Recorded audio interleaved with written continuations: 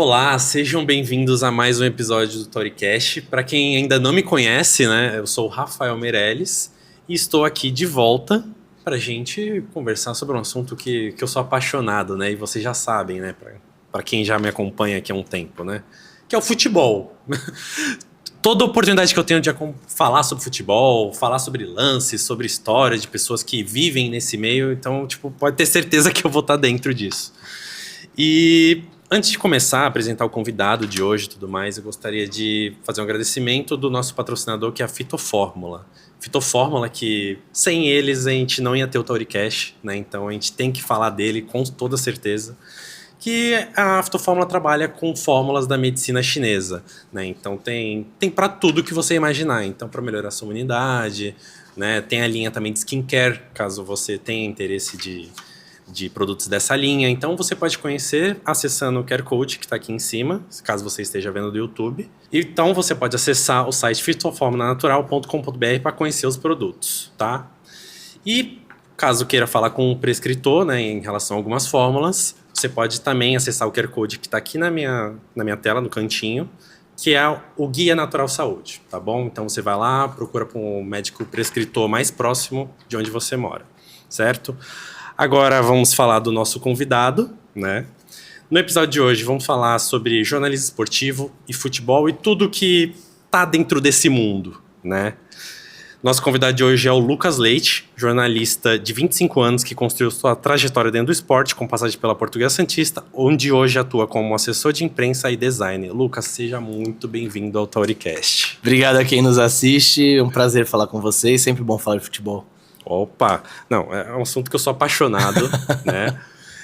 Como eu falei, você trabalha na Portuguesa Santista, né? Gente, para quem lembra, eu trouxe aqui o Wellington, né? A gente bateu um papo, ele falou sobre futebol, sobre sua carreira, né? Como que foi esse processo e tudo mais. E agora vamos olhar para um outro lado, né? Da Portuguesa, do esporte de uma maneira geral, né? E Lucas, eu queria começar te perguntando como que surgiu tudo isso, né? Qual é a sua relação com o futebol? Teve influência de familiares? Foi uma coisa que você foi construindo com o tempo? Explica pra gente, por favor. Cara, é difícil falar que não teve influência de familiar, mas o engraçado é que quando eu era bem menino, assim, até uns 8 anos, eu não gostava de futebol, eu não ligava, eu gostava de natação, de Olimpíada. Mas aí as coisas foram acontecendo. De natação? É, cara, eu fazia natação, eu não gostava de jogar bola, mas enfim. E aí, quando foi 2009, mais ou menos, eu fui começando a pegar gosto por futebol, aí veio a Copa de 2010, na verdade muito pela Copa de 2010, e aí em 2010 também veio aquele Santos de Neymar, Robinho e Ganso, e aí... Uma época abençoada, né? Não teve como desgostar de futebol. E aí desde então, cara, pô, loucura o que eu gosto de futebol, cara. A Portuguesa Santista, por exemplo, começou uma história com meu avô, né? Meu avô é filho de portugueses, o meu bisavô ia no estádio com ele pequeno já, e aí foi minha mãe e minha tia, e aí agora eu e meu primo, já desde molequinho acompanhando a Portuguesa, desde a última divisão paulista até agora quase bater a primeira ali de novo, e então tem toda essa relação familiar, tem toda essa influência, não tinha como ser diferente. Ótimo. Olha, eu sempre falo, né, isso, que eu até brinco muito com essa situação, porque pra mim, quando a gente entra no jornalismo, né, principalmente o jornalista esportivo e tudo mais, né, todo mundo sabe que eu também sou jornalista, o cara que entra nessa carreira é porque ele não conseguiu jogar futebol. Tu concorda? Mas eu acho que tem um pouco assim, não me deram o talento, Deus não me deu o talento. Mas chegou algum momento que falou, pô, vou tentar. Não, muito longe. Não, muito longe disso. Acho que o meu melhor mérito é saber que não tinha condição nenhuma. Não, mas assim, cara, é engraçado porque quando eu era mais novo, eu sempre fui bom, modéstia à parte, muito bom em matemática. Gostava muito de matemática, de número. Até hoje eu ando placa de carro, achando similaridade em matemática, enfim. Então, eu fiz um ano de engenharia de construção, desculpe. E aí, quando foi com 1 ano e 3 meses, eu nunca vou esquecer disso, cara. Eu fui num show do Henrique e Juliano, com a minha noiva, Cauli, e assim, eu sempre gostei muito de escrever também. Então, eu, apesar de ser muito bom em matemática, eu tinha um blogzinho que eu falava do Santos e tal, por hobby. E aí, eu fui nesse show do Henrique e Juliano, e acho que era 2018, e o Gabigol passou. E aí eu falei, o Gabigol tá ali. Aí a minha noiva, já pensou um dia você trabalhando com futebol? Aí deu um estalo. E aí passou um repórter da Globo, vai me fugir o nome agora, que na época tava na TV Tribuna. Eu acho que foi. Cara, porque assim, eu fala acho que de jornalista esportivo da Tribuna, da Globo, eu só lembro dele. É ele, isso. Né? E na época ele tava na TV Tribuna, acho ainda. E aí depois ele acabou indo pra Globo, acho que até foi cobrir o São Paulo.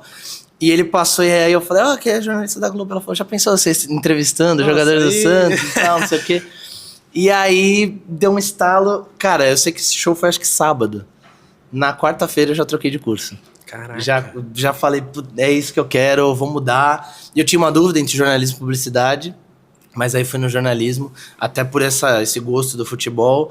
E aí as coisas foram acontecendo. Eu fiquei algum tempo, acho que uns 3 anos de estágio em assessoria de imprensa. Antes disso, eu fiz um estágio não remunerado na Portuguesa, Santista. Foi o primeiro estágio, a primeira oportunidade. Foi coisa de 2, 3 meses. Perdão, imagina. Esse estágio que você fez foi em quanto tempo de faculdade? Acho que eu tinha 1 ano de faculdade. Mas foi coisa ali durante o campeonato, 3 meses. Eu lembro que o primeiro dia de estágio foi o dia que teve o incêndio no Ninho do Urubu. Sei. Que acabou, que faleceram alguns meninos, né, da base do Flamengo. Foi o primeiro dia que eu tava na Portuguesa, durou uns 2, 3 meses, depois voltei pra assessoria de imprensa. Aí surgiu uma oportunidade de estagiar como repórter do Meu Peixão, que é um portal aqui de Santos. E aí, eu nunca quis, apesar de gostar de jornalismo esportivo, eu já tinha meio que na minha cabeça que eu gostava da parte de assessoria. Mas aí era o último ano da faculdade, eu falei, quer saber? Vou tentar. Aí, beleza, fiz 3 meses ali, depois surgiu uma proposta de emprego um pouco melhor e tal, como designer, que eu fiz vários cursos na pandemia, nessa área, no plano aqui da Santa Casa, aí eu fui.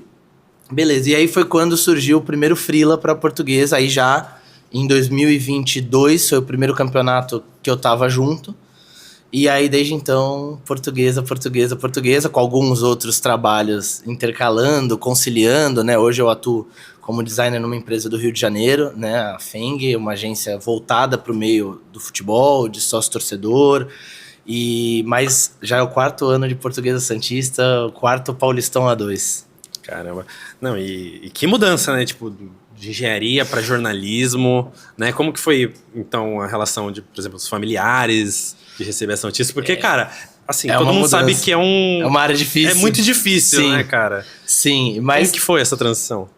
Cara, a maioria da família apoiou na hora, porque, é o que você gosta, é o que você curte. Já imaginavam, na verdade, que antes da engenharia talvez eu fosse optar por uma área desse tipo de comunicação. Eu gosto de falar, você vai ver bem aqui, que senão você me corta, senão eu não vou te deixar falar.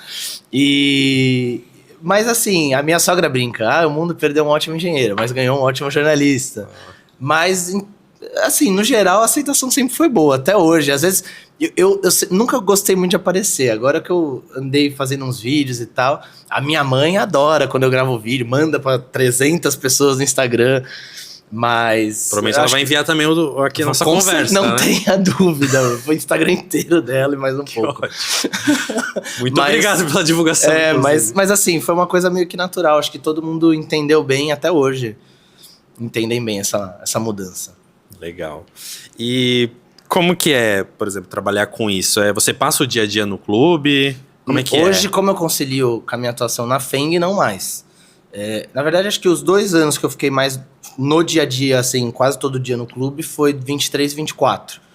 Foi a 2 de 23, aí depois a Copa Paulista, que a gente veio a ser campeão, e aí a 2 de 24 no passado também, que a gente acabou perdendo acesso nos pênaltis.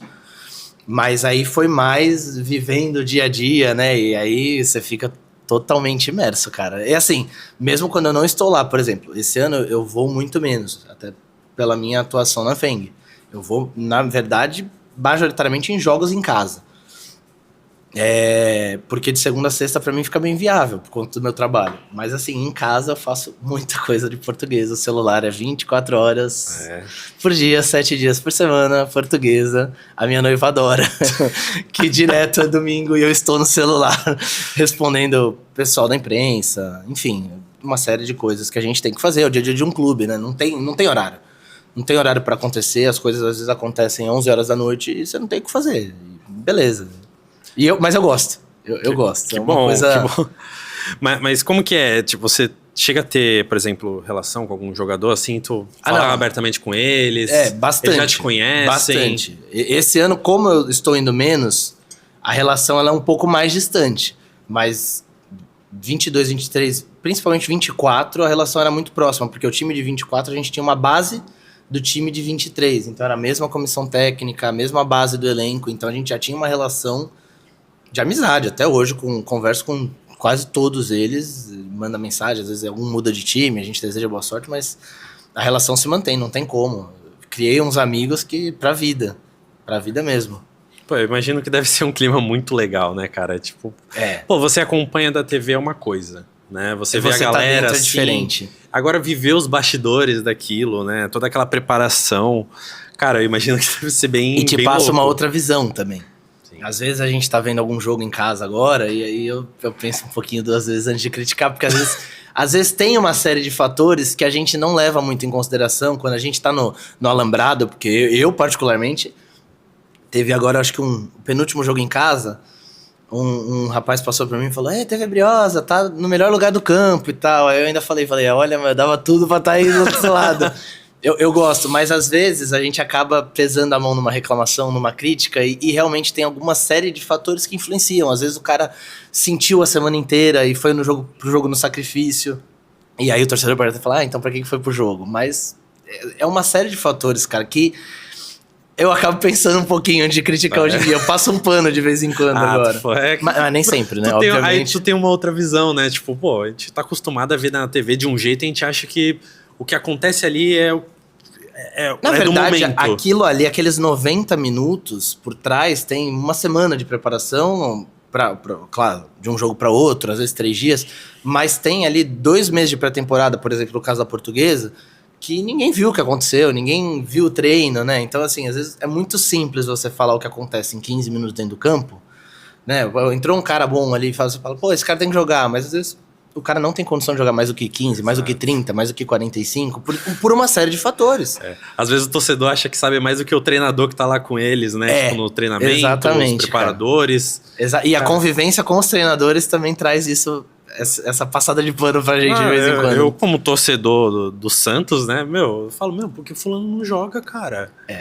Sabe? Mas tipo, às vezes tem alguma série de fatores. Muita gente fala vou dar um exemplo aqui, do Miguelito, né? Miguelito. Mas muita gente fala da intensidade mesmo. Eu particularmente acho que é um jogador que às vezes desliga um pouco do jogo. Então é um ele cara... parece frágil, né? Em campo. E às vezes é um jogador que né? tecnicamente é bom e assim... Pro torcedor é muito simples. Ele olha e fala, não, o cara tecnicamente é bom. Mas não é só isso. Tem posicionamento, tem intensidade dentro do campo, o que o cara apresenta nos treinos, tem o extracampo que a gente tem que considerar, não tem como não considerar. Então, eu dei um exemplo do Miguelito, óbvio que eu acho que é um bom jogador, mas que eu vejo que no Santos tem tido algumas questões que não tem gerado ali com que ele faça o que se espera dele, talvez. Certo. Tem até mesmo o Gil, né? Que, assim, o Gil... no início da temporada, o Caixinha falou que não ia contar com ele, né, pra equipe, né, não contaria com ele durante o campeonato. E, assim, os santistas sabem que ele fez uma boa Série B ano passado, né. Então, rolou esse questionamento, mas por que não usa? É o quê? Ele não tem a mesma intensidade, né, não tem aquilo que o treinador busca dele, né. O Gil tem 38 para 39 ou 39 ele ia já. se aposentar, inclusive. E às vezes é um treinador que gosta de jogar com uma linha mais alta na marcação e talvez o cara não aguente esse ritmo, os 90 minutos, e aí pra você jogar com um zagueiro, tendo que trocá-lo, talvez não tô dizendo que é isso, tô tentando pensar com a cabeça do Caixinha, né? Mas é que realmente ele sabe algo que a gente não sabe, né? Ele vê algo que a gente não vê, mas às vezes eu acho até que que tem um salário alto, mas pelo que dizem, né? Mas é um jogador que eu acho que é bom pro elenco. É bom ter no elenco. É um cara experiente, é um cara campeão, é um cara vencedor. No próprio Santos, inclusive, né? Por mais que seja uma Série B, fez o seu papel. Exato. E acho que foi um dos melhores jogadores do Santos na Série B, na minha opinião. Eu concordo. Tranquilamente, com tranquilidade. Seguro, né? Exato. Eu acho que ele tem caldo pra Série A ainda. Talvez não no que o Caixinha pense. Aí é outra questão. Mas acho que é um cara importante pra você ter nessa reconstrução que o Santos diz estar fazendo, né?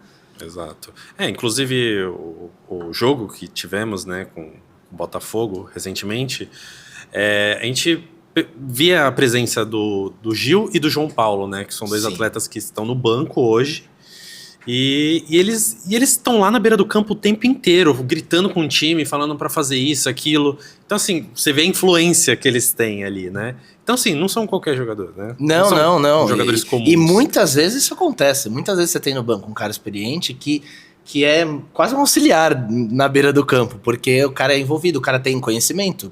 O cara que tá ali, o Gil, 39 anos. Acho que 2 ou 3 brasileiros, não me recordo exatamente, acho que 2 pelo Corinthians. Cara, carreira dele, Cruzeiro, Corinthians, é só time top. O cara carrega uma experiência, o cara não é qualquer um. Definitivamente. São muitos poucos que fazem isso, de ficar 19 anos em atividade em time grande. Então, o cara ali na beira do gramado, ele tem conhecimento também, ele pode ajudar os mais novos. E eu acho que isso poderia ser muito importante pro Santos. Por isso eu acho que ter o Gil é importante, independente dele ser o titular ou não. Aí tem toda uma questão financeira também por trás, isso aí é mais do que só o campo. Né? O torcedor muitas vezes olha só o campo. Exatamente. Aí, falando ainda sobre aproveitando, né, esse gancho que falamos sobre o Santos e tudo mais, tem até uma dúvida aqui que você pode, eu acho que, responder melhor. Como que é a relação da Portuguesa com o Santos, assim? Porque eu particularmente não enxergo como uma rivalidade, né? Tem torcedores, eu acreditava, sendo bem sincero, que não. Mas tem torcedores que encaram como uma rivalidade. Entre os clubes, eu acho, pelo que eu conheço da diretoria, das duas diretorias, não há qualquer vestígio de rivalidade. Qualquer resquício. Há uma relação boa entre as diretorias e, assim, o que acontece é que são duas realidades totalmente diferentes, né? No momento. Apesar da Portuguesa ter batido na trave de subir para a elite do Paulista, e poderia estar junto ao Santos na elite do Paulista, o Santos hoje disputa uma Série A de Campeonato Brasileiro, a intenção é voltar a disputar Libertadores da América. É uma realidade hoje muito distante ainda da Portuguesa, mas a relação é boa. Agora, tem alguns torcedores que rivalizam, né? Eu particularmente não gosto, não vejo sentido. Né? Eu já falei aqui pra você antes, a gente tava gravando, o meu coração bate mais forte pela Portuguesa do que pelo Santos, mas eu torço pelos dois, e eu quero o bem dos dois, eu quero os dois grandes, e como torcedor da cidade de Santos, eu gostaria até do Jabaquara, mais próximo também, ainda uma realidade ainda mais distante, né? Sim. Mas eu vejo assim, eu particularmente não sou fã dessa rivalidade que existe pra alguns, e eu já vi muito torcedor do Santos que realmente não gosta da Portuguesa. E eu não vejo o porquê, assim, do torcedor da Portuguesa não gostar do Santos e nem do Santos não gostar da Portuguesa. Parece que parte daquele princípio de só porque é da cidade tem que ser super rivais, né? Por exemplo, assim, na visão de alguns torcedores, no caso. E assim, o que passa de vez em quando é que o Santos é o time da cidade, né? É o time que ficou mundialmente conhecido por causa do Pelé. A cidade ficou muito conhecida por causa do Santos. Também é verdade. Né? E por causa do Porto, por causa do café, enfim. Toda essa relação histórica.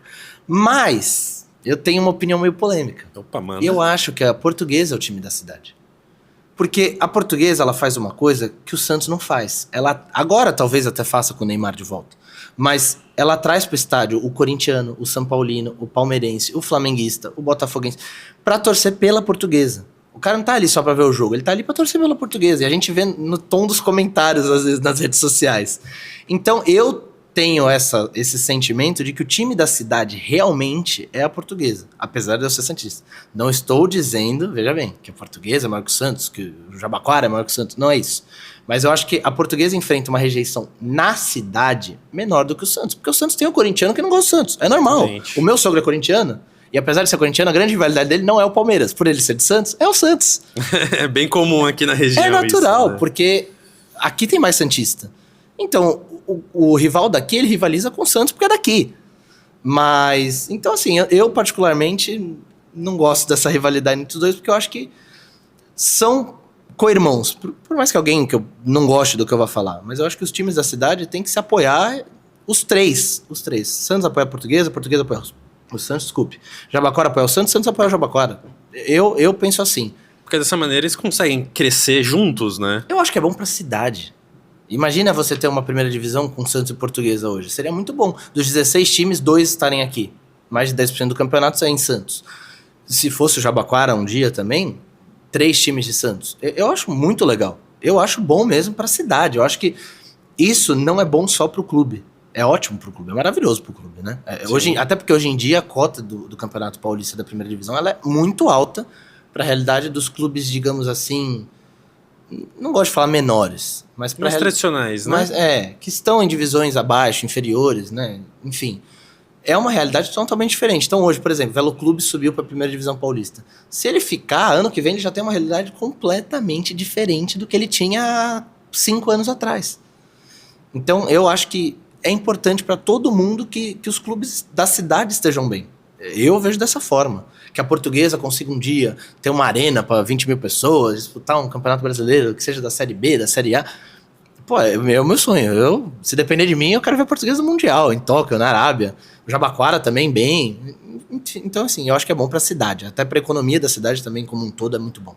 Exatamente. Não, um ponto muito interessante isso que você trouxe, viu? Porque a gente costuma tanto falar sobre a questão da rivalidade, né?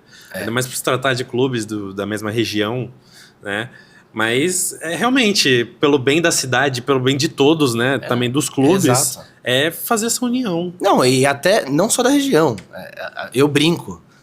Como torcedor, você quer que o seu rival acabe, né? Você quer que ele vá, pô, pelo amor de Deus. Mas o Campeonato Paulista ele é feito porque tem grandes clubes dele, né? Tem 4 grandes, né? Do Brasil e muitos outros grandes, né? A gente tem a Portuguesa de Esportes, que tem uma baita de uma história, Ponte Preta, Guarani, enfim, tem clubes muito grandes no Paulista. Isso faz com que hoje seja o estadual mais disparado, mais bem organizado, financeiramente e organização. A Federação Paulista, a verdade é que dá de 10-0 na CBF. Sim. 10 com alguma tranquilidade. Concordo. A Federação Paulista conseguir transmitir a 4ª e a 5ª divisão do Campeonato Paulista e a CBF não conseguir transmitir a Série D do Brasileiro faz a gente pensar um pouquinho em quem que é mais organizado. Com certeza. No mínimo. Não, é até curioso que faz um tempo já que eu vi uma notícia que alguns estaduais não pagam não tem premiação de campeão, de vice-campeão. E você falar de Federação Paulista, a A2 da Portuguesa, por exemplo, as cotas são altas. São maiores que muita primeira divisão. Tradicional. Cara, é uma realidade muito diferente, né? Que as pessoas não imaginam. Comparada aos outros, né? Não, e as pessoas não imaginam o quanto gira de dinheiro no Paulista, na A2, na A3. Porque elas acham que é assim, portuguesinha. E isso é uma coisa que me aborrece profundamente. Porque não é. É um orçamento alto para a divisão que disputa. Sempre é. E não digo só da Portuguesa. Dos 16 times envolvidos na A2. Você tem hoje na Série A2 do Paulista a Ferroviária que vai jogar a Série B do Brasileiro. E não é. Por mais que ela seja tida como favorita por muitos, hoje ela não faz uma campanha de favorita. Ela está entre os 8 para passar de fase.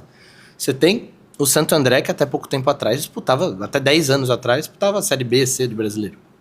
E chegou a 15 anos atrás a disputar a Série A. Então, assim, tem times muito fortes, muito tradicionais em São Paulo. Então, São Paulo, eu acho, com todo respeito aos demais, mas move muito do futebol brasileiro. Com certeza. Sem dúvida nenhuma, principalmente economicamente. O que você gera de emprego nas 5 divisões de São Paulo, você está falando de mais de 100 times. É muita gente trabalhando. É economia girando de muita cidade. De toda a cidade que você possa imaginar. Fernandópolis tem time, Monte Azul Paulista tem uma SAF que tem até o envolvimento do pai do Neymar, você bem sabe. Não sei agora como vai ficar essa situação, né? vamos ver. Mas tem, e assim, nós estamos falando do Monte Azul, por exemplo, que está numa A3 de Paulista, na 3ª divisão do Paulista. Então, eu particularmente acho que São Paulo move a máquina do futebol brasileiro e eu gostaria que os outros estados se espelhassem em São Paulo para que o futebol brasileiro como um todo se fortalecesse. Com certeza. A gente vê, comparado a anos passados, né? E futebol brasileiro, de uma maneira geral, eu sinto, não sei se você também tem sentimento de que deu uma caída em relação a... Não uma caída, mas não conseguiu se desenvolver com os anos. Porque a gente sempre imagina que, ano após ano, os campeonatos vão ficar melhores, mais atrativos, né? Vão ter uma compensação financeira para os clubes maiores e tudo mais, e eu vejo que não tá indo por esse caminho. Tá uma coisa mais estagnada, tá caminhando muito mais devagar do que deveria, e eu sinto que falta uma melhora pro futebol brasileiro. Eu particularmente, minha opinião é a seguinte, eu acho que tem crescido, né, natural, eles reajustam sempre, né, como a inflação também reajusta. Com certeza. Mas eles reajustam os valores de cota de brasileiro, Copa do Brasil, até a própria Libertadores. E eu falo uma coisa, quando o Santos e o Corinthians foram campeões da Libertadores, o Inter foi antes, se não me engano, o Atlético Mineiro depois, era uma época que você ganhava a Libertadores, você não pagava mal uma folha salarial do time. O Santos, se eu não me engano, foi campeão, se eu não me engano, posso estar falando bobagem aqui, mas em torno de 14, 15 milhões quando o Santos foi campeão. Hoje você paga 100 e poucos milhões pro campeão, ao todo, né? E aí, obviamente, você paga 4, 5 folhas do seu ano. Então tá muito bem pago o investimento. Sim.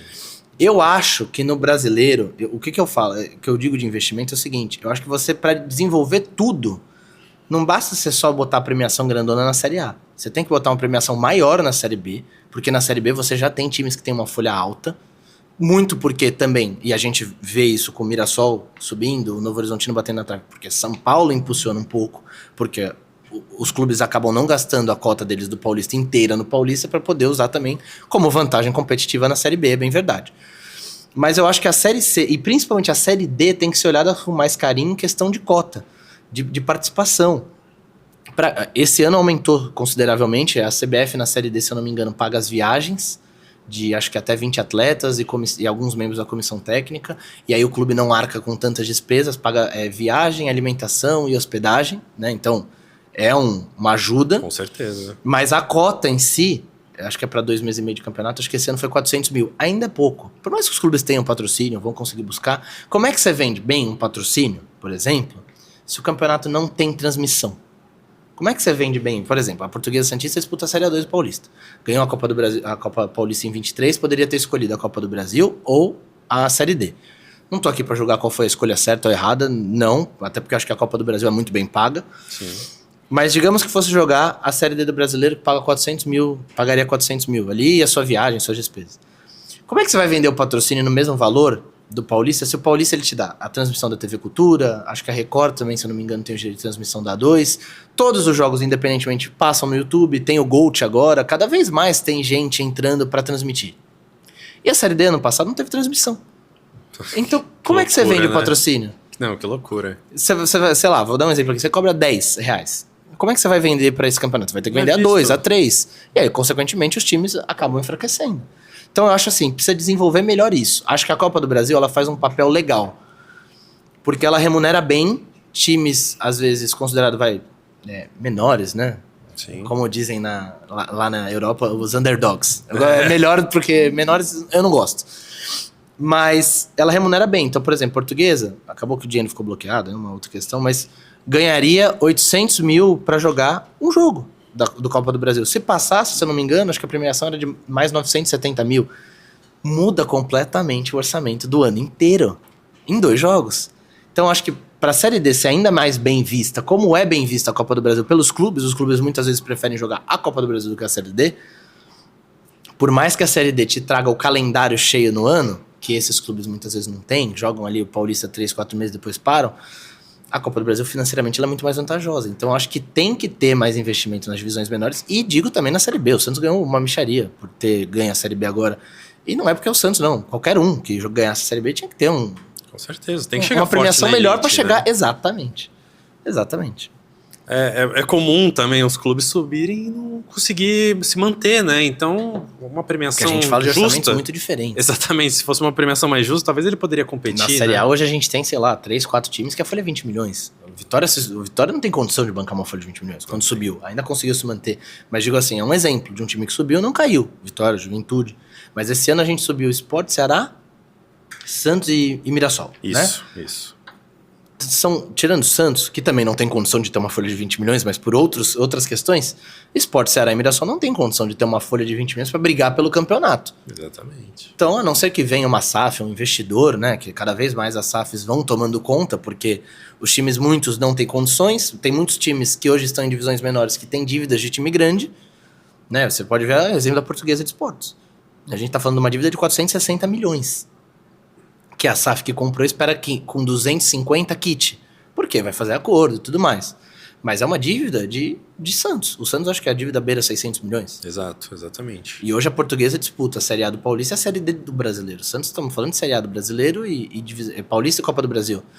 Então, é uma diferença muito gritante E que assim, se a Portuguesa, digamos, não sobe na Série D sem a SAF, ela tá muito provavelmente fadada a voltar para as divisões menores do estadual também. Então, é uma tendência de vir SAF. A Portuguesa, eu acho que por ser um time tradicional, carrega também essa história, esse peso, então vem um investimento maior.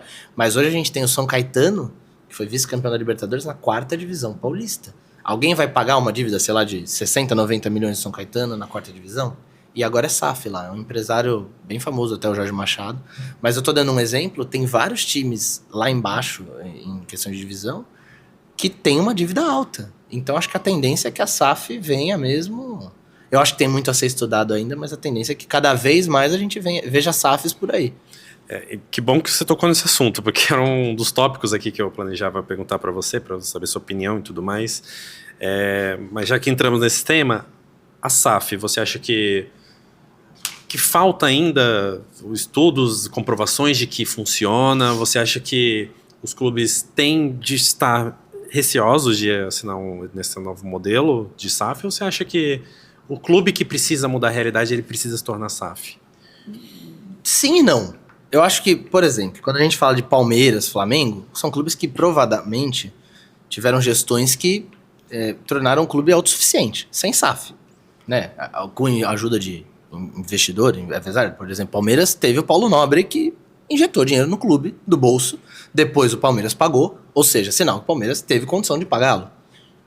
Ah, teve a Leila. Não, mas a Leila, ela é uma patrocinadora, ela botou Exato. No clube como patrocinadora. Então, assim, eu acho que esses clubes se tornaram autossuficientes. Acho que o Corinthians tem condição de se tornar autossuficiente. A gente, quando fala de time grande, a gente fala de times com milhões de torcedores, que vende muita camisa, que tem como vender muito sócio. Por exemplo, o Santos, a gente tá falando do Santos, com a explosão do Neymar, não sei quando o programa for ao ar. No momento que a gente grava, o Santos tem 72 mil sócios, acho. Agora vai tinha 45 mil, né? Quando foi cogitado o Neymar. Já muda a realidade financeira do clube de alguma forma. Obviamente não torna o clube autossustentável, mas vieram novos patrocinadores. Então, ajuda. Mas é uma operação arriscada financeiramente para alguns, porque você tem que pagar o Neymar. E se der errado, você tem a conta para pagar. Mas se der certo, ajudou muito o clube num retorno de Série B, né? Que eu acho que o Santos até então era tido como um dos candidatos a brigar lá embaixo, ou pelo menos não arrumar muita coisa. Acho que com ele eleva um pouco o patamar, óbvio. Não tem como, é um jogador extra classe. Eu acho que esses clubes, eles têm condições de se tornarem autossuficientes. Basta ter gestão. E a gente não vê isso, né? Por exemplo, o Santos é um exemplo de, sei lá, nos últimos, antes agora da atual gestão, não vou citar porque tá no meio do mandato. Não dá pra falar se é uma gestão temerária, se é uma gestão boa. Acho que cumpriu os objetivos dentro de campo até agora. Aparentemente o orçamento de 2024 vai ser aprovado, ok, até por uma Série B. Mas aí agora começa a aprovação, porque agora tá do tamanho do Santos, agora tá na Série A. Agora não tem a desculpa de, estamos num déficit de, sei lá, 60 milhões, mas porque estamos na Série A. Não tem desculpa. Mas o Santos vinha de 10, 12 anos muito maltratado fora de campo em questão de gestão. E não à toa chegou na Série B. O Santos fez por merecer a Série B. Dói pro torcedor falar isso, mas foi o Rueda. Tudo bem, mas elegeram o Rueda. Exatamente. Então o Santos fez por merecer por muitos anos. O Rueda, o Modesto, José Carlos Pérez, na gestão antiga, durante 3 anos o Santos quase caiu, né? Então, só que da última vez caiu de fato. Exato, né? Aí no último ano ele conseguiu a proeza que tanto tentou. E a gente fala de, por exemplo, o Cruzeiro foi um clube que sofreu com dolo, com gestão dolosa. Um presidente acusado de desvio de dinheiro do clube, diretor acusado de desvio de dinheiro do clube, isso é no Fantástico, todo mundo viu. Então acho que esses clubes, eles têm condição de se tornarem autossuficientes, basta tirar essa doença, digamos assim, que é essa gestão temerária, essa gestão dolosa aos clubes. Para os menores, eu acho que é um salto. Tem clube que tem dívida menor, que tem condição de se tornar autossuficiente sem precisar virar SAF, sem precisar ter investimento externo. Mas acho que para alguns é um salto que talvez empurre para o patamar para ele se estabelecer num patamar maior. Então eu vejo assim, a gente vê hoje na A2 tem muita SAF já. A gente eu posso esquecer alguma de cabeça, mas a gente tem Ferroviária, Prudente, Primavera de Indaiatuba. Eu vou esquecer alguma de cabeça, com certeza. Tem mais, tá? Tem mais. Aqui eu acho que São Bento se tornou SAF também recentemente. Tá vendendo a SAF, não virou ainda, mas tá vendendo. A Portuguesa Santista fez um movimento para futuramente vender, né? Primeiro tem toda uma questão de mudança estatutária, como é o Santos, para futuramente vender, talvez a estudar, né? Às vezes você não precisa vender 90%, você não precisa vender o controle. Você pode vender para o investidor ali, ter uma ação, né, de um clube que está cada vez mais subindo degraus. Já é um negócio lucrativo. Mas eu acho que assim, para muitos clubes vai ser a salvação. Para Botafogo, Cruzeiro e Vasco foi a salvação, né? Apesar do Vasco ainda não ter alcançado um patamar que é o do seu tamanho, Botafogo e Cruzeiro foi a salvação. É que a gente tem um contraste. Pelo menos momentaneamente, parece. Exatamente, porque o Botafogo, sinal de que muitos torcedores começaram a falar, não, o Botafogo é o exemplo de que nosso clube tem que virar SAF. Exato. Tá vendo o que eles estão conquistando agora? Então, tipo, foi argumento. Que nunca conquistaram, exatamente. Essa é a verdade. Nunca ganharam a Libertadores. Exatamente. Aí você vê, por exemplo, o Vasco. O Vasco teve um problema com por isso que eu acho que é sempre é ideal você estar sabendo quem estava colocando dinheiro. Por exemplo, o caso do Bahia. Acho que não tem nem o que pensar. Veio o Grupo City. Acho que nenhum torcedor do Brasil ia falar, não quero Grupo City. Eu particularmente, tenho essa visão. O Bahia é um time que tem torcida, né? Que tem história, acho que, se não me engano, 2 campeonatos brasileiros na história. Sim. O primeiro é do Bahia, de 1959, e o primeiro também da nova geração, se não me engano, é 71 também, por aí. Então, assim, é um clube que tem camisa, torcida, tá na Série A, tá já estava bem organizado, apesar de ter vindo da Série B, né? Foi uma queda ali que aconteceu, mas eu acho que já vinha se organizando bem, fazendo campanhas boas. E agora tem tudo para dar um salto e não voltar mais, essa é a verdade. Ao que depender do Grupo City, não volta mais. Com certeza. Então, eu acho que para muitos... Então, estão se falando aí, né?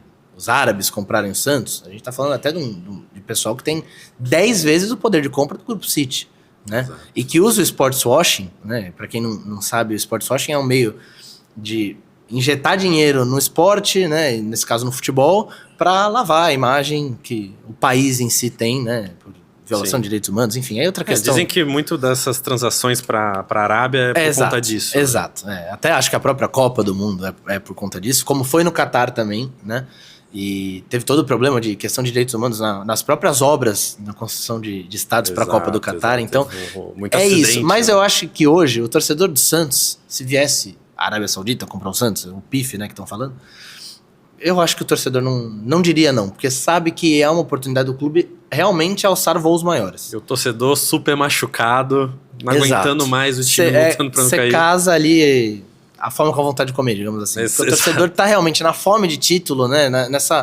você vê a comoção que o Neymar gerou, né, e aí eu acho, muito se comparou de Romário, Ronaldo, a volta pro Brasil desses caras com o Neymar. Eu acho que o Romário voltou melhor do mundo. Acho que aí não tem nem discussão de tamanho da volta. Mas, e o Ronaldo também voltou pro Corinthians depois da Série B, né? O Suárez eu não cito porque não voltou, ele veio pro Brasil. Exato. Mas é um exemplo também. Mas eu acho que assim, o torcedor do Santos, ele parecia que ele não tinha luz no fim do túnel. E aí o Neymar volta. Então gera uma comoção que eu acho que ela pode ser maior do que esses casos que talvez sejam realmente, historicamente, maiores do que o retorno do Neymar em si. O Ronaldinho no Flamengo, o Ronaldo no Corinthians, o Romário no Flamengo. Mas eu acho que essa comoção que gerou, por tudo que o santista viveu, ela é compreensível. E aí você vem um fundo de investimento e fala, vou jorrar dinheiro aqui, vou trazer, sei lá, tô dando exemplo, tá? É porque tá desempregado, mas Pogba, Sérgio Ramos, que seja. Anima, né? O torcedor não vai pensar 2 vezes. Como o torcedor do Newcastle, eu acredito que tá muito satisfeito lá com o investimento que tá sendo feito, que é o time de um patamar vindo de uma Championship, né, segunda divisão da Inglaterra, para brigar por Premier League, participar de Champions. É surreal. Então, acho que o torcedor do Santos no final pode ter uma minoria, e compreensivelmente, que fale, pô, não gostaria desse dinheiro sujo aqui, digamos assim. Mas, no geral, quando der resultado esportivo, se acontecer, né, o que a gente tá falando, tudo uma hipótese. Mas aí acho que o torcedor não vai pensar 2 vezes. Vai ter uma resistência ali, né? Geralmente da natural. parte mais, né? A pessoa mais tradicional ali, né? Geralmente as torcidas organizadas tem a questão contra, né? Eu vi até uma nota recente da torcida jovem dizendo que história não se vende, né? Eu acho que tem muita coisa aí. É uma questão muito complexa para você falar, a história não se vende. Não necessariamente porque você vai virar SAF, a camisa do Santos vai virar verde. O escudo vai mudar, né? O escudo vai virar um quadrado. Não quer dizer. Isso tudo você atrela à proposta de compra, ao contrato. Pô, não é porque virou SAF que o cara vai pegar a Vila e transformar, sei lá, num catatreco. Não é isso, cara. Eu acho que assim, tem situações que você pode manter a história do clube e atrelar o investimento. Porque, sendo bem sincero, acho que não é do interesse de ninguém que quer comprar o Santos mudar a marca do Santos. Porque a marca do Santos é a marca do Santos.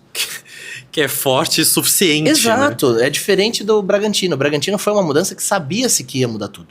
E mas a gente pegou o Bragantino vindo da Série né? C e hoje o Bragantino chegou a disputar Libertadores. Brigou para não cair ano passado, é verdade. Não vem bem no Paulista até aqui onde a gente tá falando. Mas alçou o time a um patamar que ele não parecia ver. Parecia ver muito distante. E o Bragantino, no primeiro ano de Red Bull, já subiu campeão da Série B. Ele pode sonhar por um momento, né? E acho que ainda pode. Acho que ainda pode. Porque é uma gestão... É diferente. Aposta nos jovens para vender, é verdade. Mas aposta em jovens, mas querendo montar time forte. Porque sabe que se o time estiver bem, os jogadores são valorizados. Isso é óbvio. E acho que cada vez mais os clubes grandes também têm que pensar nisso. Acho que o jogador de base, ele é um custo muito mais baixo do que você trazer uma grande joia, né? Mas é importante você ter a grande joia para poder lapidar, para ter um bom time, para esse jogador deixar de ser vendido, como no caso do Santos, vender jogadores de 3, 4, 5 milhões de euros, para vender por 20, 30, 40 milhões de euros. Porque o futebol brasileiro é muito visto ainda. Então eu acho que a SAF tem que ser estudada, tem que ser muito bem estudada, tem que ser estudado quem vai botar o dinheiro no seu clube. Mas eu acho que se você fizer da maneira correta, você eleva o patamar do seu clube. Eu particularmente penso nisso. Não há necessidade. Tudo bem, se não há necessidade, se o seu clube é autossuficiente, beleza, parabéns. Não é o caso da maioria. A grande, absoluta maioria do Brasil tem clubes mal geridos, com muitas dívidas e que precisam de um investimento. Essa é a verdade. Perfeito. Ainda falando sobre o Santos, né? Acho que é inevitável, né? Falar né? Não tem como não falar do Neymar. Né? E, cara, tenho certeza que você tá feliz porque você também é santista, assim como eu, né? Mas, assim, vamos discutir algumas coisas aqui. Você acha que, por exemplo, a vinda do Neymar, né? O retorno dele, depois de 12 anos, você acha que ele vem para, além de, claro, ter suas metas pessoais? Ele quer disputar a Copa do Mundo... Né, ele quer trazer esse Hexa. Eu acho que a cabeça dele tá lá, né? E ele buscou a preparação aqui no Santos. Ele escolheu o Santos para isso. Mas o que isso pode causar pro Santos? Você acha que ele vem realmente para mudar a realidade do clube? Ou você acha que é uma coisa que, se ele não ficar além do contrato dele atual de 5, 6 meses, ou você acha que pro Santos não vai mudar muita coisa? Então, eu acho que mais uma vez a gente fala gestão. Tudo depende da gestão. Sim. Eu acho assim, sendo bem sincero. Eu vi muita gente falando que o Neymar não foi pro Flamengo porque o Flamengo nem entrou na jogada. Eu acho, sendo sincero, que foi talvez a melhor ou a segunda melhor decisão que ele tomou na carreira voltar ao Santos. Digo isso porque a decisão ao Barcelona também foi extremamente acertada. E muito bem pensada, né? Haja visto, até porque ele ganhou mais do que o Santos naquela decisão. Essa é a verdade também. Mas eu acho que foi muito bem pensado. Ele jogou, para mim, naquele melhor time do mundo na época. Por mais que tenha ganho só uma Champions, né? Que parece pouco, mas é um absurdo, né? O Barcelona também conviveu com gestões temerárias. Sim. Essa é a verdade, nesse período. E aí depois ele foi pro PSG. Julgar que é acertado ou não, hoje é muito fácil falar porque não foi o que a gente esperava. Né? Ele conviveu com muitas lesões também, é verdade, mas ele teve um auge no PSG muito importante. Se ele ganha aquela Champions contra o Bayern, eu acho que ele era o grande favorito à Bola de Ouro naquele ano. Eu acho que naquele ano ele foi o Bola de Ouro, eu acho. Eu tô contigo nessa, com certeza. E ele mesmo já falou abertamente que o prime dele, né, o auge da carreira dele foi no PSG. Eu também acho. E ele sentiu que era o momento que ele poderia fazer isso. Exato, né? E eu acho assim, a decisão do Al Hilal, muitos podem julgar como errado, porque aconteceu dele ter uma lesão de ligamento cruzado, que é a pior que um atleta pode ter praticamente, e não corresponder dentro de campo. Mas tem ponto de vista financeiro, talvez também tenha sido muito acertada. Se a gente falou já, o Neymar vai comprar o Santos, talvez muito disso venha por conta dessa questão da Arábia Saudita. Mas eu acho que a decisão emocional e tudo que gera em volta é a mais acertada. Porque é o momento que ele precisa mostrar que ele ainda é o Neymar, essa é a verdade, que ele ainda é o cara da seleção, porque hoje a gente tem o Bola de Ouro. O Bola de Ouro não, desculpe. O The Best. The Best, na seleção brasileira. O Bola de Ouro é o Rodri. Mas tem Injustamente, inclusive. Assim, pelo menos na minha opinião. Também acho. Mas tudo bem. Temos o melhor jogador do mundo, na minha opinião, por clubes. Sim. Na seleção, acho que não consegue corresponder ainda na seleção ao que se espera dele. E aí a gente tem um cara ali que talvez possa potencializar o Vini Júnior na seleção, potencializar outros atletas pra ser o cara. Ele é o cara da seleção brasileira. Eu acho que ninguém tem dúvida de que ele estando talvez 50% dele, ele ainda seja o melhor jogador da seleção brasileira. Então acho que isso é importante pra ele. Eu acho que pro Santos, se fosse um mês, tinha que fechar. Porque eu acho que pro Santos, só o que movimentou em questão midiática, financeira, o Santos lotou a Vila Belmiro vendendo ingresso pra receber o Neymar de volta. O plano de sócio mais caro esgotou em questão de... O plano de sócio esgotou em questão de 1 dia, 2 dias. Eu não consegui mudar o meu. Foi o tempo de olhar pras contas, pensar se eu vou mudar e... Não, e fora aquilo que você falou, né? Só da ideia de trazer o Neymar já subiu o sócio pra caramba. Hoje o Santos, ontem, desculpe, a gente tá gravando em fevereiro, né? Mas o Santos anunciou a Havan como nova patrocinadora, a Luve na numeração da camisa e mais uma. E a volta da Viva Sorte na parte de trás da camisa.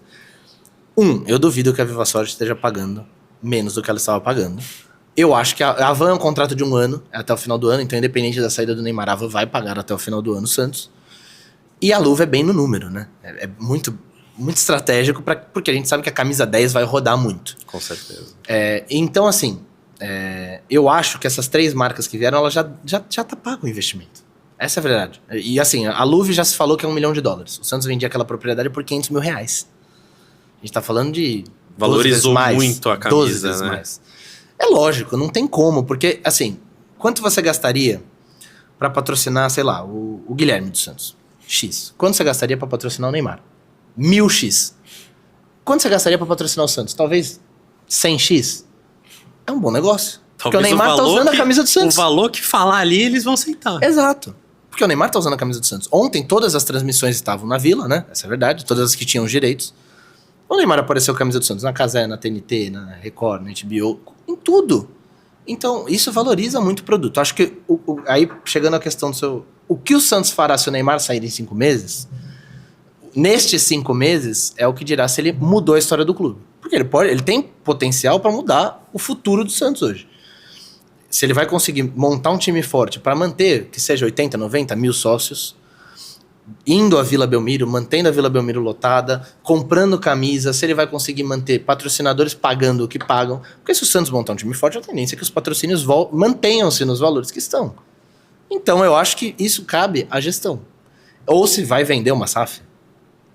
Eu acho até que muito do Neymar passa por isso, e não tô falando nem só da Arábia Saudita, mas de ter um cara que tem a condição de falar, Neymar, agora é o seguinte, você tava ganhando aí, sei lá, 1 milhão, vou te pagar, sei lá, 6, e você vai ficar no Santos.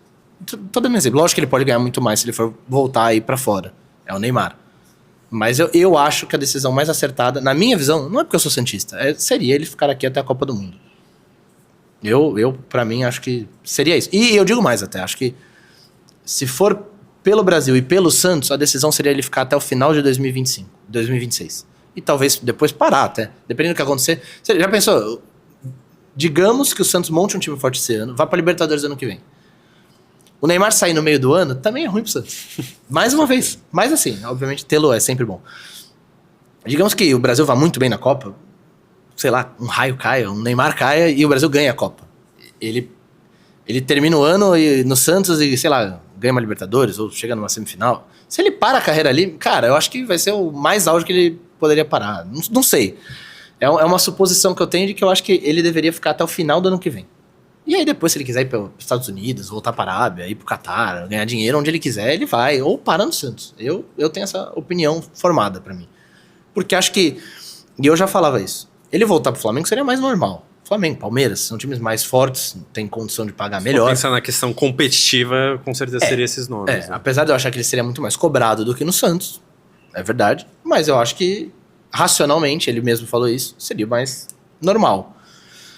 Mas eu acho que pra história, ele ter voltado pro Santos, aumentou o tamanho dele no Santos em, sei lá, 5, 10 vezes. Porque ele já era um ídolo, mas agora, tipo assim, é o cara que realmente falou, eu vou, mas eu volto, em uma situação que o Santos nunca ia imaginar que ele ia voltar. Ninguém ia imaginar. Ninguém ia imaginar que ele ia voltar. Então, assim, por mais que ele não estivesse bem na Arábia e tudo mais, ninguém ia imaginar que ele ia voltar agora, com o Santos voltando da Série B, cheio de problema financeiro. A verdade é essa, o Neymar voltando, o Santos segue cheio de problema financeiro. E ele voltou. Então acho que pro torcedor isso vai ficar muito marcado. Sim. Mais do que se ele voltasse pro Flamengo. Que antes... Ele ia agradar o Flamengo. Sim. Antes até havia dúvida se ele era maior ou não que o Robinho, que pra mim não tinha nem discussão. Eu acho que o Neymar, com certeza, só pela passagem dele ali já... Eu acho que superou hoje a do Robinho. É muito fácil de falar porque envolve uma questão extracampo com a pessoa que, né, vai pro debate, né? Mas assim, em campo, vamos falar em campo. Os dois foram muito importantes por diversos motivos. O primeiro, o Robinho tirou o time de uma fila de brasileiro, junto com Elano, Diego, enfim, Léo, um time absurdo, time histórico, mas que naquela época eram meninos, então é bom citar isso, e contra o maior rival, né? Assim, pra ficar melhor pro Santista ali, só se em vez de ter tirado o Grêmio na semi, tirasse o Palmeiras. Porque o Santos passou em 8º, tirou o São Paulo, favorito, tirou o Grêmio e na final tirou o Corinthians, que é um grande rival. Então, pra muitos santistas, aquele é o maior título da história do Santos. Como eu acho que se o Santos tivesse ganho a Copa do Brasil em 2015, porque o Santos eliminou o Corinthians nas 8º, Figueirense nas 4º, São Paulo na semi, poderia ter tirado o Palmeiras na final. Talvez fosse um dos grandes títulos da história do Santos por ter tirado os 3 rivais num torneio nacional. E o Neymar tirou o time da fila da Libertadores. Não ganhava desde o Pelé. Ele alcançou algo que o Robinho não conseguiu em 2003. Então é muito difícil, porque os dois têm simbologias muito diferentes. Eu tava na final da Libertadores, eu era muito novo em 2002, eu não me recordo, pra ser bem sincero. Sei do tamanho que é, mas eu estava na final da Libertadores e realmente é uma comoção que... Acho que o meu avô brincava, eu tenho que ir, eu fui com o meu avô, pai da minha mãe, nesse jogo. Ele falou, eu tenho que ir porque eu não sei quando que eu vou, se eu vou ver o Santos na final da Libertadores de novo. Aí foi pra final da Libertadores 9, 10 anos depois. E eu ainda brinquei com ele. Falei, pô, tá fazendo hora extra, hein? Você achou que não ia ver mais? Já viu de novo? Acabou que a gente não ganhou. Mas no Pacaembu eu estive com ele e ele falou isso. Então, assim, é muito simbólico pra toda uma geração que viu Pelé, que viu Coutinho, Pepe, Dorval, Mengalvio, né? Que esses ídolos estão indo embora, né? Poucos daquele time já restam. E então foi muito simbólico isso também. E eu acho que o Neymar alçou um patamar diferente, não só aquele ano, né? O Santos ganhou a Copa do Brasil, que nunca tinha ganhou a Libertadores, que não ganhava desde o Pelé. Eu vou, mais uma opinião polêmica, não ganhou, ou talvez não disputou o título brasileiro em 2012 por culpa da CBF. Eu concordo com isso. Tirou de muitos jogos importantes, tirou sequência. 18, ele jogou 17 jogos no brasileiro. Na própria Libertadores, né, daquele ano. Exato. O Neymar, ele teve que pegar um jatinho vindo da seleção pra jogar contra o Corinthians. Eu tenho a minha opinião de que fosse quem fosse, Vasco, Corinthians ou Santos, seria campeão contra o Boca. Porque eu acho que eram melhores times. Os 3. Também. Mas merecido, não tô, pelo amor de Deus, não tô desmerecendo, mas o Santos tinha um time pra ganhar de novo a Libertadores. Se o Santos ganhasse, acho que ninguém ia falar que, surpresa, se fosse bicampeão da Libertadores de novo. Até porque pelo contrário. Se a gente fala de acho até que era o favorito. Exato. Se a gente fala de auges de Neymar, o pessoal vai falar de 2012, apesar de 2011 ser a Libertadores, né, ter 2010 a Copa do Brasil, sim. Paulista, o tricampeonato paulista. Mas 2012 foi o prime ali, que pelo menos o Santista considera, né? Que foi o do Neymar. É que o jogo histórico do Neymar aqui é 2011, né? Sim. O 5x4. Sim. Mas eu acho que 2012 era um melhor Neymar, já mais preparado. Não à toa, ele foi top 10 do mundo jogando no Brasil. Isso é muito raro. Isso é. Não, esse dado na época, né? 2012, eu tinha 14 anos. Cara, eu fiquei maluco. Isso. Eu fiquei maluco. Eu falei, porque a Europa não olha pra cá. Exato, não tinha isso. Tem o eurocentrismo.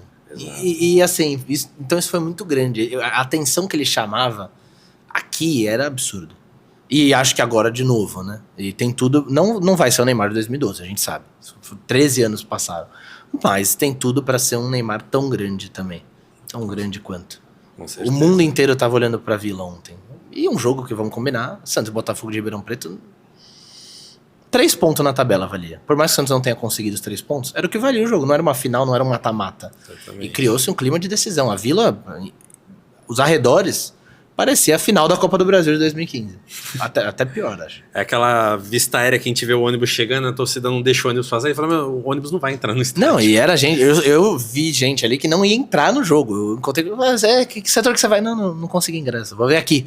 Era festa de qualquer jeito. Exato. Né? Não, e é muito louco, né? E entra também naquela questão que a gente falou anteriormente, da valorização dos clubes menores, assim, né? Sim. Então, por exemplo...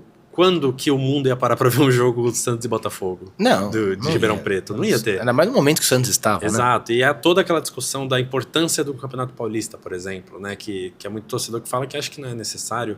Mas os clubes precisam daquilo, né? Principalmente os menores. Eu vi outro dia não, uns meses atrás, uma declaração de um ex-jogador do Inter, do Corinthians, que falou que os estaduais tinham que acabar. Mas como eu gostaria de voltar no tempo e lembrar esse jogador que ele passou pelo Primavera, pelo Guarani, no estadual se destacou e foi pro Inter. Se não fosse estadual, ele não tinha, talvez não tivesse alcançado o que conquistou. Não digo não tinha, porque era um grande jogador, então poderia, não vou citar nome, porque não tem nada a ver, mas... Então, eu acho que o estadual não tem que acabar. Eu acho que o estadual ainda é um celeiro de revelação de atletas. Acho que até que deviam olhar com mais carinho pro estadual. Muita gente criticou o Flamengo ano passado quando comprou o Carlinhos do Nova Iguaçu, que acabou não indo tão bem, né? Enfim, mas era uma aposta. E acho que a gente vê cada vez menos aposta. Prefere-se trazer um ponta argentino de 32 anos voltando da Europa do que um menino que às vezes foi muito bem no estadual e tirar essa oportunidade.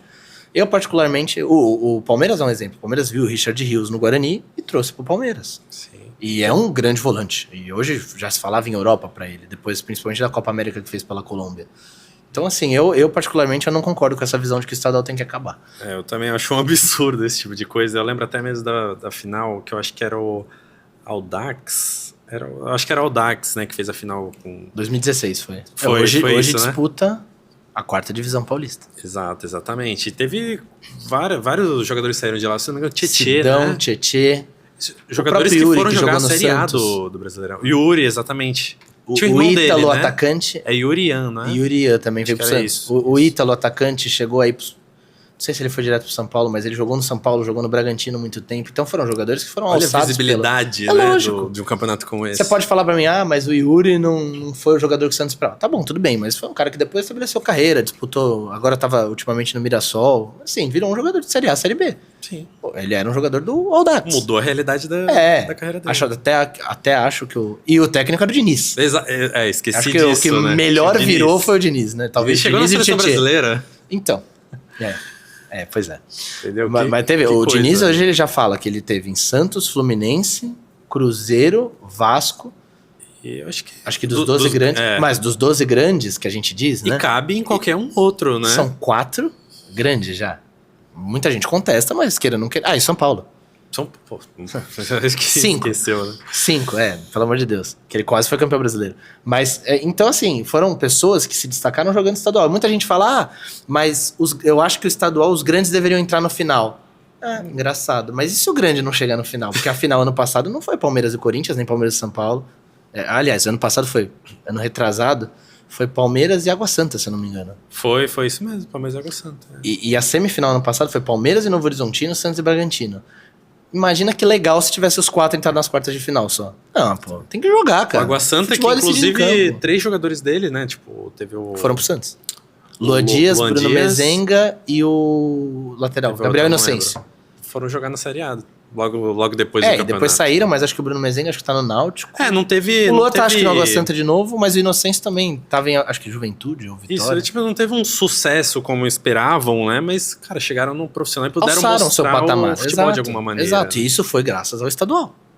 Não foi porque o Água Santa subiu pra Série B do Brasileiro, não. Até porque ainda não está. Mas foi pelo estadual. Mas Eu acho até que se assiste mais estadual pra trazer jogadores ainda do que Campeonato Brasileiro. Eu tenho essa opinião polêmica. Eu acho que um jogador que tá rendendo numa A2, às vezes, ou num Paulistão, ele é mais visto por talvez um time de Série C, Série B, do que propriamente o cara que tá jogando a Série D do Brasileiro. Minha opinião. Até porque, como eu te falei antes, não tem transmissão. Então é muito mais difícil de você olhar. Exatamente. Então... E, Lucas, você é apaixonado por clubes, né, como pode dizer, de divisões mais baixas do... Alternativos, perfeito. Eu tava querendo achar Eu adoro, cara. Eu no meu tempo livre, bom, eu trabalho na Portuguesa, então eu acabo assistindo muito A2. Mas no meu tempo livre eu assisto muito A3, assisto demais Jabaquara na A4, eu gosto. Cara, mas por quê? Por que isso? O que difere? Eu acho assim... Você é santista também, né? Sim. Mas você tem um coração que bate mais forte pela Portuguesa, isso. Como você mesmo falou. E por que isso acontece? Eu acho assim... um do outro? Com todo o investimento que se tem no futebol, acho que cada vez mais se afasta um pouco do torcedor. Eu acho, minha opinião. Posso estar falando bobagem. Mas, por exemplo, o Neymar ele voltou como um príncipe, né, e tal, e foi toda essa comoção e tal. Mas por quê? Porque a gente sabe que é um cara que, agora, ele tá ali. A gente tá vendo ele no campo, ele tá ali. Mas tá muito distante da gente. A gente não... Agora, no caso dele, o Santos até tá botando bastante bastidor, Santos TV e tal. Mas você fica distante do dia a dia, você fica distante da pessoa. No clube menor, digamos assim, no clube alternativo, eu acho que por ser, às vezes, com torcidas menores, eu acho que o jogador acaba se identificando mais. O próprio jogador mesmo. Por mais que às vezes as passagens sejam muito mais curtas. E a comoção quando algo grande acontece é muito maior. Na minha visão. Não obviamente, em número, mas em sentimento. Então, por exemplo, eu gosto do futebol raiz. Eu gosto do estádio Eurico Mursa. Eu prefiro ir ao Eurico Mursa do que ir, sei lá, ao Allianz Parque, por exemplo. Eu prefiro, porque eu gosto daquele estádio que você tá no alambrado ali, que você tá a uma mão do cara, literalmente. E que às vezes você brinca com o cara te responde, conversa. E eu acho assim, eu vi isso quando a gente foi na Portuguesa. Quando a Portuguesa foi campeã da Copa Paulista, o primeiro jogo foi aqui, o segundo foi em São José dos Campos. E eu acho assim, quando o Santos é campeão, sei lá, de um campeonato paulista, vou botar ali, talvez ali, estadual, né, pra ser mais ou menos a mesma prateleira. É uma comoção muito grande, a torcida festeja, torcedor no Brasil inteiro, torcedor até no mundo inteiro, porque tem muitos santistas que moram na Europa, que moram nos Estados Unidos. E, pô, numericamente é muito maior. Muita gente mais falando disso. Mas eu acho que a emoção do torcedor da Portuguesa Santista, naquele dia particularmente, ela foi... É difícil medir emoção, mas maior. Não sei se é porque... Cara, é um futebol que você vive mais. O torcedor da Portuguesa, por exemplo, a maioria conhecia o técnico, a maioria conhecia os jogadores, falava com os jogadores, conversava, trocava ideia. É uma aproximação muito maior. Por exemplo, às vezes, aqueles 1000 torcedores fiéis que vão todo jogo, eles têm uma relação muito mais próxima daquele time. Então, eu acho que é por isso, tá? E eu acho que muitas vezes a grande mídia, obviamente de forma compreensiva, porque é dinheiro girando também, esquece disso, esquece esses times menores. E eu acho assim, futebol é história. É feito de histórias. Então, pra mim, é uma história muito mais legal, sendo bem sincero, o Novo Horizontino ter chegado na semifinal do Paulista do que o Santos tá na Série B e ter chegado na semifinal do Paulista. Porque o Santos ainda é o Santos, mesmo na Série B. Ainda é o Santos. E mesmo o Novo Horizontino também está na Série B. Mas quantas vezes o Novo Horizontino chegou naquela semifinal de Paulista? Então, para aquela cidade significou muito. Muitas vezes os times alternativos movimentam a cidade. E para aquela população representa demais. Então, eu gosto mais disso. Eu acho que isso me atrai mais do que o time grande, do que o Flamengo, do que o Palmeiras, o Santos, muito distante, né? Por mais que a gente brinque que a Vila é muito próxima, né? Não digo de distância física, mas a distância emocional, talvez, sentimental. Então, eu acho que é isso que me traz. A comoção, por exemplo, quando a gente foi campeão lá em São José, pelo menos a minha família, foi meus 2 avós, a minha tia, meus 2 primos, um amigo do meu primo, minha noiva. Eles foram tudo pra São José. Tudo bem que eu tava envolvido, né, de alguma forma, né, por menor que seja a minha participação. Mas movimentou a família inteira e a comoção, eu olhava o meu avô chorando já. Pô, cara. É diferente. Não tem preço que pague essas coisas. Eu particularmente acho. Eu no meu Instagram, se você abrir meu Instagram aqui, óbvio, hoje o algoritmo só fala de Neymar, mas você vai ver que eu sigo um monte de perfil que só fala de time menor e é o que acho que cada vez mais a gente precisa. Acho que a internet ajuda nisso também, a mídia segmentada ajuda demais nisso. Como tem a mídia segmentada que só fala do Santos e pro torcedor consumir, o torcedor abraça, porque a grande mídia às vezes não fala, agora é fácil. A verdade é essa, agora que o Neymar tá aí, é muito fácil falar do Santos. Sim. Ano passado você falava ali 10 minutos do Corinthians, 20 do Flamengo, 10 do Palmeiras, 8 do São Paulo. O Santos jogou na Série B, não teve uma boa apresentação, 2 minutos, pronto, acabou, vamos puxar pro intervalo, valeu. E aí o torcedor acaba se identificando mais com a mídia segmentada do time dele, do Santos, no caso. Você tem vários exemplos de portais que fazem um excelente trabalho, às vezes muito melhor do que o da grande mídia. O furo, inclusive, do Neymar, da vinda do Neymar, foi dado por uma mídia segmentada do Santos, que é o Diário do Peixe.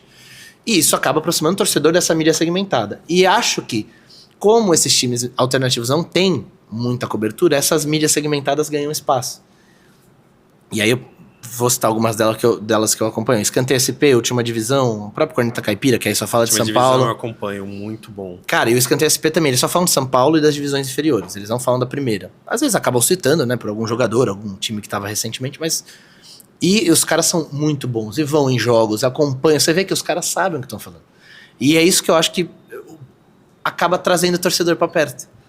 Porque o torcedor é meio carente, essa é a verdade. E eu falo isso porque na assessoria de imprensa portuguesa, a gente acaba vendo isso. O torcedor é carente porque nem todo veículo dá espaço. Aqui a gente tem uma parceria muito legal, muito boa com veículos da região. A gente chegou a fazer jogo da Copa Paulista, semifinal de Copa Paulista, que a TV Tribuna deu um espaço absurdo pra gente. Inclusive era semana de Santos e Palmeiras. E eles deram um espaço até maior pra gente no programa, porque a gente ia jogar uma semifinal de Copa Paulista, do que pro Santos e Palmeiras. Que era um jogo importantíssimo, porque o Santos precisava ganhar, porque brigava pra não cair. E a mídia da região abraça muito. Então acho que isso também ajuda o torcedor da cidade a abraçar a Portuguesa daquela forma que eu te falei, de não ter rejeição. A mídia da região ajuda demais nisso. Mas é cada vez mais importante que tenha essa mídia segmentada pro Estado saber o que acontece. Pra gente saber. A gente vai jogar agora com o Ituano, né? O Ituano ainda tem uma cobertura maior, mas vamos falar, sei lá, quarta que vem contra o Grêmio Prudente. É cada vez mais legal a gente acompanhar as mídias que falam, a CBN Prudente, que fala do Grêmio Prudente, e outras mídias que falam, pra gente saber também como é que tá o outro lado. Porque se não vem o outro lado aqui, a gente nem sabe mais ou menos quem tá.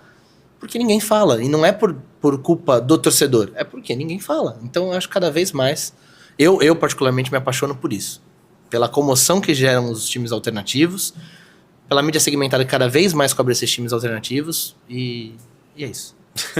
Não, muito bacana isso, cara. E, assim, sobre o assunto, né, uma coisa que me incomoda, tem um discurso que me incomodou bastante, principalmente nessa época em que o Santos estava na Série B, né, que há um desprezo pro lado do clube como o Santos jogar uma Série B, Sim. né, e abre espaço para aquela discussão, tipo, seria menos feio o Santos subir sem ser campeão, para não manchar a história. Meu, é assim, é um discurso muito... Dá pra discutir o dia inteiro. Muito louco, né? Que a galera, infelizmente, solta. Eu não acho. E, pô... Eu acho que tinha que ser campeão, mas... Tem que ser campeão, com certeza. Em tudo. Imagina você se dedicar para disputar um torneio, né? Independente de qual for, e o teu objetivo principal não é ser campeão daquilo.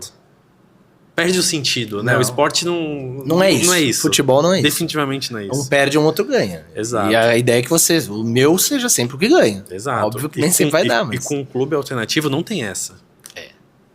Todo título é importante, todo campeonato é importante ser jogado. Lógico. Eu, particularmente, o que eu gosto mais de acompanhar divisões de acesso, eu me encanto mais pela comoção que gera, às vezes, um acesso do que por um título.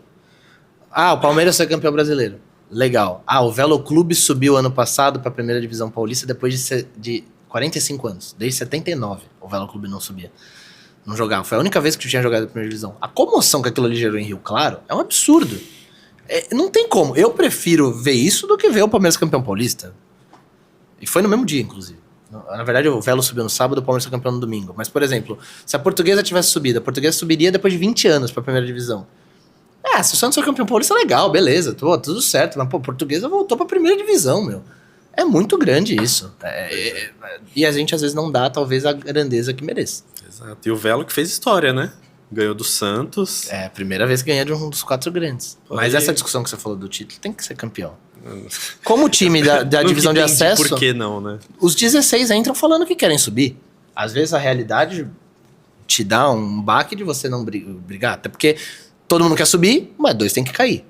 E aí, talvez, né, a situação se desenrole de outra forma. Mas no início, se você perguntar para os 16 times, o que você quer fazer no campeonato? Eu quero subir. Pô. Ninguém vai falar, tá bom aqui. Não quero beber daquela água melhor. Não existe isso. Pô, mas é muito louco, né?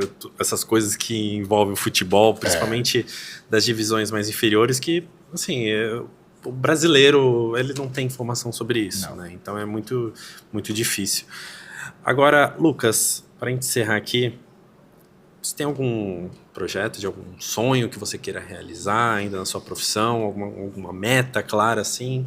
Tem alguma para indicar pra gente? Cara, não sei, é curioso isso. Eu tenho Eu tenho feito alguns vídeos indo em estádios menores. Eu acho... É uma das coisas que eu gostaria de fazer mais vezes. Eu acho que... Meio Produzir que como conteúdo? a minha produção de conteúdo própria, né? Trazer mais desses times que eu tanto falo. Obviamente eu vou nos grandes também. A ideia é que eu vá em Palmeiras, São Paulo, Corinthians, Santos, né? Mas a ideia... Eu queria trazer mais conteúdo desses times alternativos que eu tanto falo.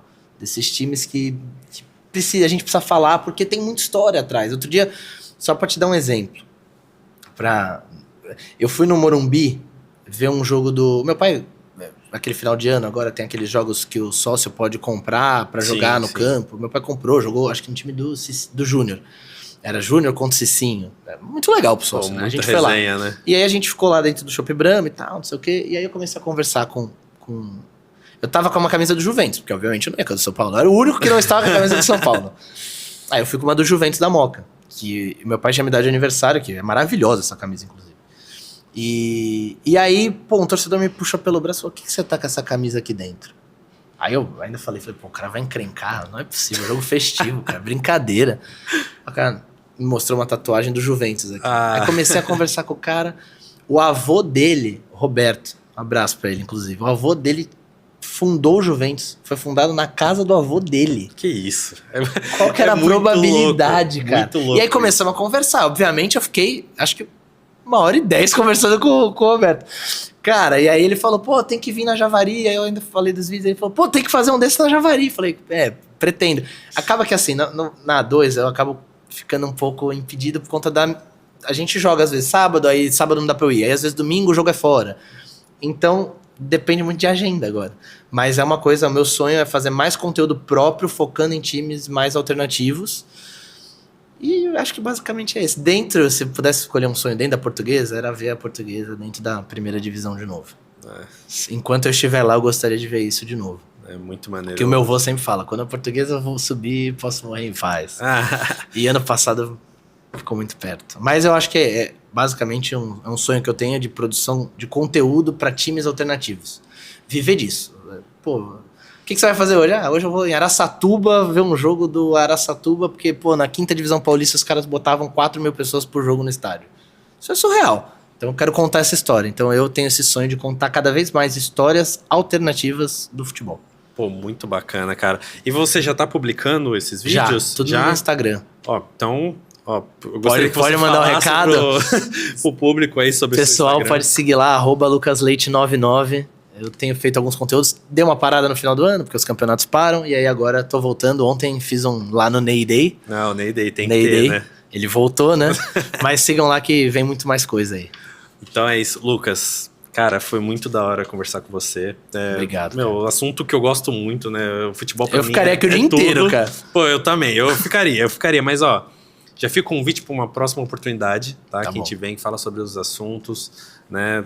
Pode falar mais sobre os clubes alternativos, adoro. Né? Que, eu me interessei muito por isso, cara. A Portuguesa, por exemplo, eu não acompanhava nem nada, mas quando veio, por exemplo, o Wellington aqui, né? A gente falou muito sobre isso. Ele até me trouxe uma camisa e, cara, a partir disso, eu peguei um carinho muito grande. Eu que desenhei a camisa, inclusive. Ah, é sério? É. Caraca, olha só. Meu, muito bacana mesmo. Aí a partir disso eu falei, pô, agora eu tenho que torcer. Não tem como. Não tem como fugir disso. Não tem como, cara. E esses clubes, na verdade, eles precisam de espaço pra ter novos torcedores. Essa é a verdade. Pra trazer mais torcida pro estádio, pra que vendam camisa, pra sobreviverem também, né? Sim. E, pô, é muito show isso, cara. E eu vou aprender mais, inclusive vou assistir seus vídeos, né? Falou que vai ter, então vamos lá, vamos cobrar. Pode ir lá. Tá? Então, Lucas, muito obrigado, viu, pela sua presença. Obrigado você, Rafa, cara. Pô, cara, sensacional mesmo. Sem palavras, mais do que eu já falei aqui, porque, olha, ficou sensacional esse episódio. Foi um prazer falar com vocês todos aí, falar de futebol, cara.